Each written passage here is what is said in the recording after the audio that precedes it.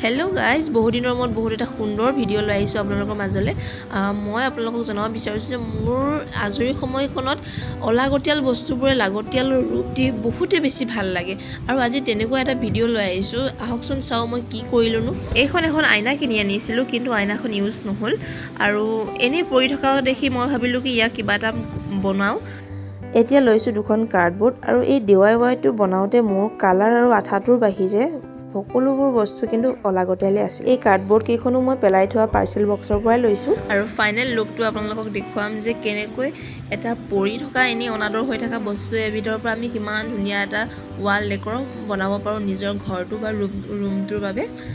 এয়া চাওক মই এটা কাটি ললো জাৰখা ডিজাইনৰ এটা আৰু এনেকৈ লাহে লাহে এটা এটা স্টেপ কৰি গৈ আছো মই বৰ বেছি এক্সপ্লেইন কৰিব নোৱাৰিম আজি গতিকে আপোনালোকক ভিডিওটো দিছো আৰু ধুনীয়াকৈ চাওক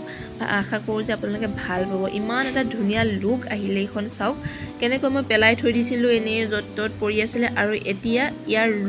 লুকটো এনেদৰে ইয়াৰ লুকটো আহি পৰিলে যিটো এটা বহুতেই ধুনীয়া মানে দেখে বহুত ভাল লগা যেতিয়া ওয়ালখনত লাগিছে ন বহুত বেছি ভাল লাগিছে গোটেই ৰুমটোৱে এটা ধুনীয়া সৌন্দৰ্য আনিছে গতিকে চাওক আপোনালোকেও এনেকৈ আপোনালোকৰ ঘৰত পৰি থকা পুৰণা হওক বা অলাগতিয়াল গ্লাছসমূহক DIY কৰিব পাৰিব বাৰু গ্লাছখনটো ব্যৱহাৰ কৰিলোঁ কিন্তু এতিয়া ফ্ৰেমটোতো এনেই পৰি থাকিব আৰু ইয়াক জানো এনে পেলাই দিব পাৰি গতিকে মই ইয়াকো এটা নতুন লুক দিম আৰু ইয়াৰ নতুন লুকটো যদি চাবলৈ বিচাৰে তেতিয়াহ'লে চেনেলটো ছাবস্ক্ৰাইব কৰি ৰাখিবলৈ নাপাহৰিব কিন্তু ভিডিওটো শেষলৈকে চাই থকাৰ বাবে বহুত বেছি ধন্যবাদ আজিলৈ আহিছোঁ বাই